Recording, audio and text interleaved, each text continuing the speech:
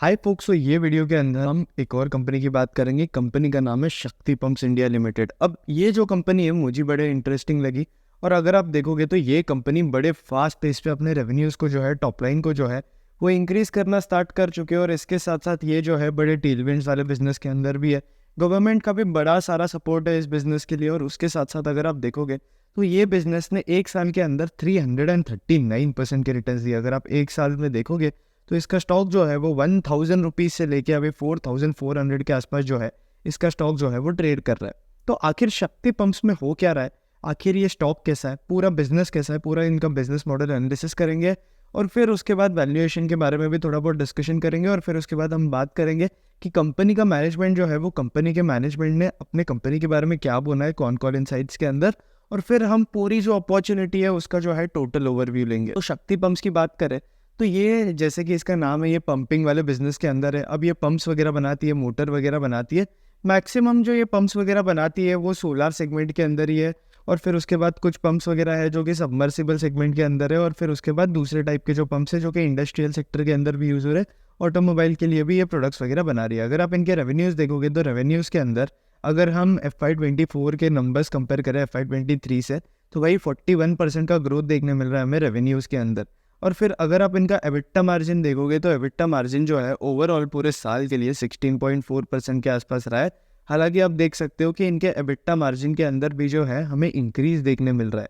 अब ये इंक्रीज क्यों देखने मिल रहा है, क्योंकि कंपनी के मैनेजमेंट ने बोला है कि इनके जो मेन रॉ मटेरियल के जो प्राइजेस है उसके अंदर जो है थोड़ा बहुत रिडक्शन देखने मिला है।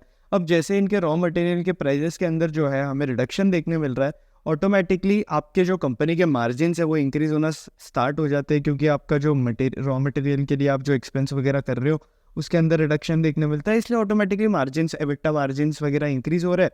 और आपके बॉटम लाइन के ऊपर भी, मतलब प्रॉफिट आफ्टर टैक्स के अंदर भी अगर आप नोटिस करोगे तो भाई अच्छा खासा ग्रोथ देखने मिल रहा है हमें। अगर हम इस कंपनी की बात करें तो इनके कुछ 20-25% के आसपास जो रेवेन्यूज़ है वो एक्सपोर्ट से आते हैं, और बचे हुए जो है वो डोमेस्टिक रेवेन्यूज़ है। अब ये जो कंट्री है अगर आप देखोगे तो इनका जो बिजनेस मॉडल है वो डाइवर्सिफाइड है।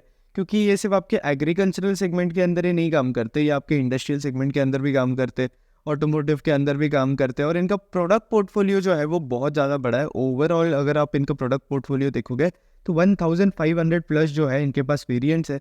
और अभी जो है इनकी करेंटली 3 मैन्युफैक्चरिंग फैसिलिटीज़ लोकेटेड है पीथमपुर MP के अंदर। और फिर उसके बाद अगर आप देखोगे तो ये जो कंपनी है वो R&D वगैरह के अंदर भी अच्छा खासा स्पेंड कर रही है। इसके पहले हम बाकी अपॉर्चुनिटीज़ का पूरे कंपनी का ओवरव्यू ले, हम एक बार ये कंपनी का जो है वो प्रोडक्ट पोर्टफोलियो देख लेते हैं। अगर आप सोलार पंप्स देखोगे तो ये जो है इरिगेशन के लिए यूज़ होता है। इसका एप्लीकेशन जो है आप डोमेस्टिक पर्पज़ के हिसाब से भी कर सकते हो, इंडस्ट्रियल पर्पज़ के हिसाब से भी कर सकते हो।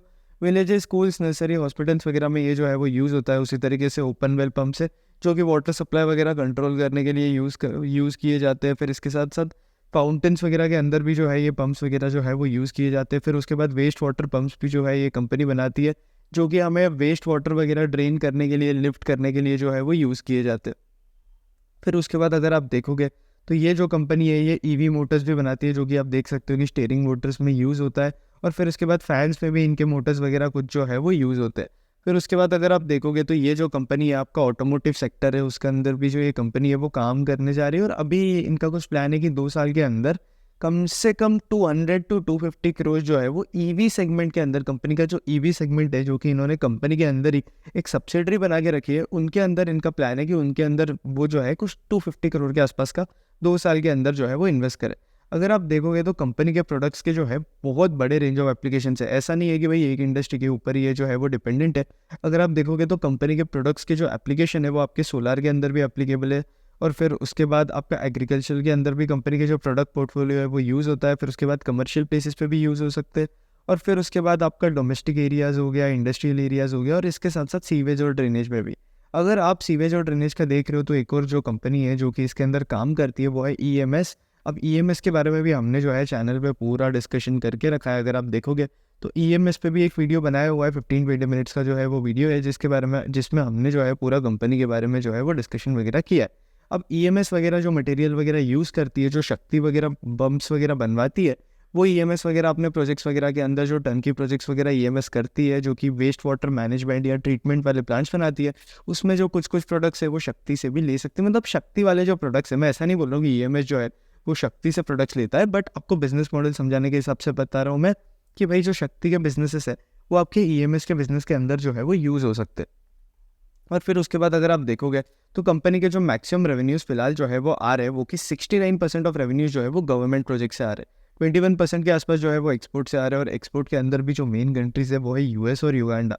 और बाकी इनके कुछ 10% ऑफ द रेवेन्यूज है जो कि other part of like export और गवर्नमेंट के अलावा से आ रहा है, जो कि आप इंडस्ट्रियल के अंदर देख सकते हो, ईएम्स के अंदर देख सकते हो, रिटेल वगैरह ये सब कैटेगरी से जो है इनके रेवेन्यूज़ आ रहे हैं। फिर इसके बाद अगर आप देखोगे तो इनके टोटल 3 यूनिट है, जैसे कि हमने पहले ही बात कर ली, तीनों भी जो यूनिट्स है वो मध्य प्रदेश के अंदर है। अब ये जो कंपनी है ये आपका सोलर पंपिंग सॉल्यूशंस के लिए end to end solutions provide करती है। अब जैसे कि ये लोग क्या करते हैं कि सोलर पैनल वगैरह के थ्रू ये पंपिंग एग्रीकल्चर एक्टिविटीज़ वगैरह जैसे भी होती है कि पानी पंप करना, इरिगेशन वगैरह जो भी एक्टिविटीज़ होती है, ये लोग क्या कर रहे हैं कि इनका मेन एम है कि जो डीजल का यूज़ होता है वो लोग जो है वो ये कम कर दे और सोलर पैनल के ऊपर मैक्सिमम फोकस करें कि सोलर एनर्जी से जो है वो इरिगेशन एक्टिविटीज़, एग्रीकल्चर एक्टिविटीज़ जो है वो ऑटोमेटिकली होना चालू हो जाए। क्योंकि अगर आप पंपिंग वगैरह करते हो, वाटर वगैरह निकालते हो वेल वगैरह से, या बाकी कोई एक्टिविटीज़ होती है, तो उसके लिए अगर आप देखोगे तो एनर्जी जो है वो बहुत ज़्यादा लगती है, डीजल और पेट्रोल का यूज़ जो है वो बहुत ज़्यादा होता है। तो अगर हम सोलर को यूज़ करें तो ऑब्वियसली ये मतलब कॉस्ट भी कम करेगा आपके फार्मर्स वगैरह को एग्रीकल्चरल एक्टिविटीज़ के लिए, और इसके साथ साथ ये जो है वो यूज़फुल भी रहता है। अब ये सिर्फ एग्रीकल्चर के हिसाब से यूज़ नहीं होता है, ये आपका हर जगह पे यूज़ हो सकता है, इंडस्ट्रीज़ वगैरह के अंदर भी जो है इसका यूज़ जो है हमें देखने मिल सकता है। फिर उसके बाद कंपनी जो है आर&डी के ऊपर जो है अच्छा खासा फोकस कर रहा है। आर&डी में ये जो कंपनी है अप्रॉक्सीमेटली 1% ऑफ द रेवेन्यूज़ जो है वो स्पेंड करती है। अभी इनके कुछ रेवेन्यूज़ जो है अगर आप देखोगे तो 2300 के आसपास जो है वो पहुंच चुके हैं। ट्रेलिंग 12 मंथ बेसिस की बात कर रहे हैं तो भाई हम ऐसा अज्यूम कर सकते हैं ये कंपनी जो है अबाउट 23 करोड़ जो है अपने आर&डी के लिए बेयर मिनिमम तो स्पेंड करती ही है। और फिर उसके बाद हम जो है अभी मेन बात पे आ जाते हैं। अगर हम कंपनी के रिजल्ट्स देखें, रिपोर्ट्स देखें, भाई रेवेन्यू अगर आप देखोगे तो कंपनी का जो रेवेन्यू है अगर आप देखोगे तो कुछ 320% या ओवर 300% के भी ऊपर का जो है हमें इंक्रीज देखने मिल रहा है इसके रेवेन्यूज़ के अंदर। अगर आप इसके इनकम स्टेटमेंट पर नोटिस करोगे तो आप यहाँ देख सकते हो कि भाई रेवेन्यूज़ के अंदर जो है कितना ज़्यादा ग्रोथ देखने मिल रहा है हमें। और फिर इसके साथ साथ अगर आप देखोगे तो रेवेन्यूज़ के अंदर तो ग्रोथ आ ही रही है अगर हम ईयर ऑन ईयर के नंबर्स कंपेयर करें। इसके साथ साथ प्रॉफिट आफ्टर टैक्स के अंदर भी जो है हमें अच्छा खासा ग्रोथ देखने मिल रहा है। 315% से तो इसका टॉप लाइन ग्रो हुआ है। और प्रॉफिट आफ्टर टैक्स के अंदर अगर आप देखोगे तो 1633% के आसपास जो है इसका प्रॉफिट आफ्टर टैक्स जो है वो ग्रो किया है। मतलब आप देख सकते हो कि कितना भयंकर ऑपरेटिंग लेवरेज मिल रहा है इस कंपनी को।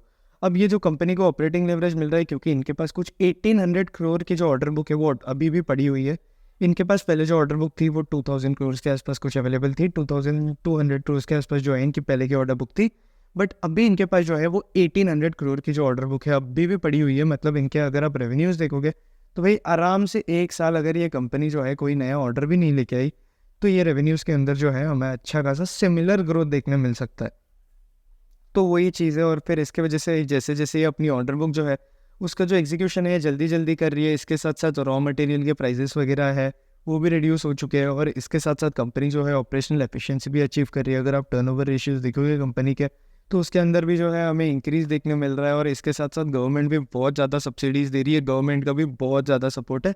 तो इसके वजह से जो है हमें देखने मिल रहा है कि कंपनी को जो है इतना मल्टीफोल्ड ऑपरेटिंग लेवरेज देखने मिल रहा है। अगर आप ईपीएस देखोगे H1 FY24 का तो 3.7 था और अभी H1 FY25 के अंदर 96 के आसपास पहुंच चुका है। अब बहुत लोग खुश हो चुके होंगे कि भाई ये कंपनी अपनी टॉप लाइन जो है 300% के ऊपर इंक्रीज कर रही है। ऑपरेटिंग लेवरेज 1600% के आसपास, 1600% के आसपास जो है प्रॉफिट आफ्टर टैक्स का इंक्रीज देखने मिल रहा है। ऑपरेटिंग लेवरेज मिल रहा है, हर एक चीज़ अच्छी है कंपनी की। ऑर्डर बुक भी 1800 करोड़ की है। एक काम करेंगे यही कंपनी के अंदर इन्वेस्ट कर देंगे, बस गेम ओवर। बट एक बात बताता हूँ भाई कि ये जो रेवेन्यू ग्रोथ आपको देखने मिल रही है 300% वाली, भाई ये कोई सस्टेनेबल रेवेन्यू ग्रोथ नहीं है। अब सस्टेनेबल रेवेन्यू ग्रोथ क्यों नहीं है मैं बताता हूँ। क्योंकि गवर्नमेंट ने अभी जो है पीएम कुसुम योजना जो है वो स्टार्ट करी थी। अब पीएम कुसुम योजना जो है उसके अंदर मेन एम क्या था गवर्नमेंट का, जो भी आप देखते हो आपके एग्रीकल्चर एक्टिविटीज़ ये वो, उसके अंदर जो है सोलर एनर्जी का जो है वो यूज़ किया जाए प्रॉपरली। इसलिए जो है पीएम कुसुम योजना के अंदर गवर्नमेंट जो है बहुत सारी सब्सिडीज़ प्रोवाइड कर रही थी। अब पीएम कुसुम योजना के अंदर अगर आप देखोगे तो 3 कंपोनेंट्स है, कंपोनेंट ए बी सी। अब ये जो कंपनी है मेन जो है कंपोनेंट बी के अंदर काम करती है और कंपोनेंट सी के अंदर जो है ये कंपनी एंटर करना ट्राई कर रही है। अगर हम मेन पीएम कुसुम स्कीम का जो है वो मेन पर्पस देखें तो वही वही वही है कि सोलार के अंदर सोलार वगैरह जो है, सोलर एनर्जी के जो प्रोडक्ट्स वगैरह है वो प्रमोट किए जाए। एग्रीकल्चर के अंदर, इंडस्ट्रियल के अंदर, सारे सेगमेंट्स के अंदर सोलर एनर्जी जो है वो यूज़ की जाए, ताकि हमारे इन्वायरमेंट भी सेफ रहेगा और इसके साथ साथ कॉस्ट ऑफ एनर्जी का भी, एनर्जी यूटिलाइजेशन वगैरह का जो कॉस्ट वगैरह होता है उसके अंदर भी जो है हमें रिडक्शन देखने में मिल सकता है। फिर उसके बाद अगर आप देखोगे तो ये स्कीम जो है इसके अंदर 3 कंपोनेंट्स है, ए बी सी। अब ए कंपोनेंट ए के अंदर क्या होता है कि सोलर पैनल्स वगैरह जो होते हैं वो हर एक घर पे या फिर एग्रीकल्चर प्लेसेस पे या इंडस्ट्रियल प्लेसेस पे जो है ये सब चीज़ें जो है वो इंस्टॉल की जाती है। कंपोनेंट बी के अंदर जो है यहाँ पे शक्ति पंप जो है वो सबसे बड़ा रोल प्ले करती है कि भाई जो डीजल पंप्स वगैरह जो है जो कि एग्रीकल्चरल यूज़ करता है एग्रीकल्चर एरियाज़ में, फिर इसके साथ साथ आपकी जो इंडस्ट्रीज़ वगैरह है वहाँ पे डीजल पंप्स यूज़ होते हैं। इनफैक्ट बाकी कोई जगह पे जहाँ ये मोटर्स वगैरह के केस में आप देख सकते हो कि डीजल वगैरह लगता है, तो वहाँ जो है उन्हें यहाँ से रिप्लेस करके सोलार पे जो चीज़ें चलती है वो लेकर आना। अब कंपोनेंट बी के अंदर शक्ति पंप्स के जो है वो मेजर रेवेन्यू आते हैं कंपोनेंट बी से ही आ रहे हैं। फिर उसके बाद अगर आप देखोगे तो कंपोनेंट सी जो है कि जो सोलार पावर के थ्रू जो एक्सेस एनर्जी बनती है, जो एक्सेस एनर्जी बन रही है, फॉर एग्जांपल अगर आपके पास सोलर पैनल है और बहुत ज़्यादा सनलाइट आए तो बहुत ज़्यादा एक्सेस एनर्जी भी बन जाती है उससे। तो ये जो एक्सेस एनर्जी जो बनती है उसका क्या करेंगे, अब ये वेस्ट तो नहीं करेंगे, तो ये लोग क्या कर सकते हैं कि ये एनर्जी वगैरह जो होती है ये आगे जाके सेल भी कर सकते हैं। जो भी एनर्जी जनरेट कर रहा है वो आगे जाके जो है एनर्जी वगैरह सेल भी कर सकता है, जिसकी वजह से इन्हें जो है और ज़्यादा फायदा हो, तो लोग और ज़्यादा इंटरेस्टेड होते जाते हैं इस सेगमेंट के अंदर। तो कंपोनेंट सी के अंदर अगर हम देखें तो कंपनी का जो है वो 150 करोड़ के आसपास का जो है वो पायलट प्रोजेक्ट चल रहा है राजस्थान के अंदर। अब तक कंपोनेंट सी से कोई बहुत ज़्यादा एक्सपेक्टेशन नहीं लगा सकते हम, बट मैक्सिमम जो रेवेन्यूज़ आ रहे हैं फिलहाल वो तो कंपोनेंट बी से ही आ रहे हैं। अब एक और चीज़ है कि अब जो पीएम कुसुम योजना है इसके वजह से इसे जो है मैक्सिमम रेवेन्यूज़ ऑर्डर बुक मिल रही है, इसके साथ साथ रेवेन्यूज़ भी इसके वजह से ही इतने ज़्यादा फास्ट पेस पे इंक्रीज़ हो रहे हैं। अगर आप एक और चीज़ देखोगे तो कंपनी के मैनेजमेंट ने बताया कि पीएम कुसुम योजना के अंदर इनका जो मार्केट शेयर है वो कुछ अबाउट 25% के आसपास है, तो आप इससे ही अंदाज़ा लगा सकते हो। और फिर उसके बाद हम पंप इंडस्ट्री और मार्केट साइज़ की बात करें तो ये जो इंडस्ट्री है वो 23 से 28 तक 10.9% के कैगर पे ग्रो करेगी पंप्स वाली इंडस्ट्री। और फिर आप सबमर्सिबल पंप देख सकते हो और सोलर पंप देख सकते हो, तो वो भी 12.5 और 16.3% के आसपास जो है वो ग्रो करेंगे। फिर उसके बाद इंडियन इंडस्ट्री के अंदर बात करें तो इंडियन इंडस्ट्री के अंदर आपके सोलर पंप के अंदर सबसे ज़्यादा ग्रोथ एक्सपेक्टेड है, जो कि 32% कैगर का हो गया 23 से 28 तक। और उसमें भी अगर आप देख सकते हो तो शक्ति पंप्स का जो है 25% मार्केट शेयर है पीएम कुसुम स्कीम के अंदर, वॉल्यूम टर्म्स के बारे में अगर हम बात करें तो। फिर उसके बाद आपके जो सबमर्सिबल पंप्स है उसके अंदर कुछ 14.6% का जो है हमें ग्रोथ देखने मिल सकता है। फिर उसके बाद अगर हम पीएम कुसुम योजना के बारे में और बात करें तो अब तक जो है वो 14 lakh solar powered agriculture pump जो है वो लगा दिया है। फार्मर्स ने जो है अप्लाई करना भी इन्हें जो है वो स्टार्ट कर दिया है। और इसके साथ साथ जो है अब ये जो 35 लाख एग्जिस्टिंग जो ग्रिड रहेगी एग्रीकल्चर पंप्स वगैरह जो कनेक्ट करेगी उसका जो सोलराइजेशन वगैरह होगा और जो एनर्जी वगैरह आएगी वो लोग जो है वो बाहर जाके सेल कर सकते हैं। तो अभी इनके अगर मेन एक्सपोर्ट पार्टनर्स की बात करें हम शक्ति पंप्स की, तो भाई अगर आप देखोगे तो वही है आपका यूएस और युगांडा। और फिर इसके बाद इनके जो मिडल ईस्ट से है वो भी अच्छे खासे रेवेन्यूज आते हैं मिडल ईस्ट से शक्ति पंप्स के। तो अगर हम एक बार जो है कंपनी के फोन कॉल के अंदर कंपनी के मैनेजमेंट ने क्या क्या बात करी हम उसके बारे में बात कर ले। उसके पहले हम एक बार देखेंगे तो कंपनी के अगर कस्टमर वाइज रेवेन्यू देखें तो मैक्सिमम रेवेन्यूज़ अगर आप नोटिस करोगे तो गवर्नमेंट के प्रोजेक्ट से जो रेवेन्यूज़ आ रहे हैं उसके अंदर जो है हमें इतना ज़्यादा इंक्रीज़ देखने मिल रहा है। और ये जो इंक्रीज़ है हमें पीएम कुसुम स्कीम की वजह से ही देखने मिल रहा है। बट इसके वजह से जो है ये कंपनी के ऊपर एक बहुत बड़ा रिस्क भी आ जाता है कि भाई कल को जैसे कि गवर्नमेंट जो है पहले पीएलआई स्कीम प्रोवाइड कर रही थी आपकी इलेक्ट्रॉनिक मैन्युफैक्चरर्स को, बैटरी मैन्युफैक्चरर्स को, जैसे कि ओला को भी मिल रही थी। तो कुछ टाइम बाद ये जो सब्सिडीज़ देने लगती है गवर्नमेंट, कुछ टाइम बाद कोई लिमिट होती है, उसके बाद ये सब्सिडीज़ वगैरह जो होती है ये एग्जॉस्ट होना स्टार्ट हो जाती है। तो ये एक रिस्क बन सकता है इस कंपनी के लिए, क्योंकि अभी जो मैक्सिमम रेवेन्यूज़ अगर आप देखोगे तो गवर्नमेंट कॉन्ट्रैक्ट की वजह से ही आ रहे हैं, 69% तो गवर्नमेंट कॉन्ट्रैक्ट से ही आ रहे हैं। तो ये एक रिस्क हो सकता है कंपनी के लिए। फिर उसके बाद अगर हम बात करें तो कंपनी के मैनेजमेंट ने गाइडेंस दिया है कि ये लोग आराम से अपना रेवेन्यू ग्रोथ को 25 to 30% के आसपास जो है वो रख सकते हैं अगले कुछ सालों के लिए। और फिर इसके बाद इन्होंने एबिटा मार्जिन की जो गाइडेंस दी है वो कुछ 15 to 16% के आसपास की दी है। कंपनी के मैनेजमेंट ने बोला है कि FY27 तक, मतलब अगले 2 साल में, ये जो अपनी अभी टोटल कैपेसिटी है उसको जो है वो डबल कर देंगे और इनके पास जो है वो 5000 करोड़ का रेवेन्यू टच करने का जो है वो पोटेंशियल रहेगा। अब ये जो डबलिंग कैपेसिटी वाला जो केपेक्स चल रहा है इनका, अगर आप कंपनी का CWIP भी देखोगे तो उसके अंदर जो है हमें इंक्रीज देखने मिल रहा है कैपिटल वर्क इन प्रोग्रेस के अंदर, इसका मतलब यह है कि भाई ये जो कंपनी है वो केपिक्स वगैरह कर रही है। तो अगर हम बात करें भाई, तो हमें जो है अच्छा खासा इंक्रीज देखने मिल सकता है रेवेन्यूज़ के अंदर। अभी तक कंपनी के जो मैक्सिमम रेवेन्यूज़ वगैरह है वो आपके इंडिया से ही आते हैं, आपके डोमेस्टिक सेगमेंट से ही आते हैं। एक्सपोर्ट से कुछ 20% के आसपास का ही आ रहा है। और अगर ये इंक्रीज़ होने लगता है रेवेन्यूज़ के अंदर, हमें इतना बड़ा जंप देखने मिल सकता है, कैपेसिटी वगैरह इंक्रीज़ हो सकती है, तो एक्सपोर्ट से भी जो है वो थोड़े ज़्यादा रेवेन्यूज़ आ सकते हैं। और कंपनी का जो फोकस है वो एक्सपोर्ट के रेवेन्यूज़ के ऊपर भी है, ऐसा कंपनी ने अपने मैनेजमेंट कॉन कॉल के ऊपर स्ट्रेस किया है। अब एक और चीज़ जिसके ऊपर कंपनी का मैनेजमेंट जो है वो स्ट्रेस कर रहा है, जो कि कैश मार्केट में जो इनका प्रोडक्ट्स वगैरह है वो सेल करना। इन्हें अपने प्रोडक्ट्स वगैरह सिर्फ सब्सिडीज़ के थ्रू ही जो है वो सेल नहीं करने, मतलब मैक्सिमम रेवेन्यू जो है वो उससे ही नहीं लाने। इसलिए कंपनी का मैनेजमेंट जो है वो कैश मार्केट के अंदर भी जो है वो एंटर करने का सोच रहा है, जिसमें ये डायरेक्टली जिन्हें इनका प्रोडक्ट चाहिए वो सीधा जाके इनका प्रोडक्ट वगैरह परचेस कर सकते हैं और इनसे प्रोडक्ट्स वगैरह जो है वो ले सकते हैं। फिर इनकी जो ऑर्डर बुक है वो आप स्क्रीन पे देख सकते हो। महाराष्ट्र गवर्नमेंट से इनकी कुछ 905 करोड़ की जो है ऑर्डर वैल्यू मिली है इन्हें। फिर उसके बाद यूपी से 484 करोड़ की। और इस तरीके से अगर आप कंपोनेंट सी का देखोगे तो 139 करोड़ का जो है इन्हें कंपोनेंट सी से मिल रहा है। बची हुई सारी ऑर्डर बुक जो है वो आपके 1800 करोड़ में से जो है वो आपकी कंपोनेंट बी से ही आ रही है। फिर उसके बाद बात करें तो ये कंपनी के ऊपर दो जो बड़े सबसे बड़े चैलेंजेस है वो है सीजनैलिटी और कंपटीशन।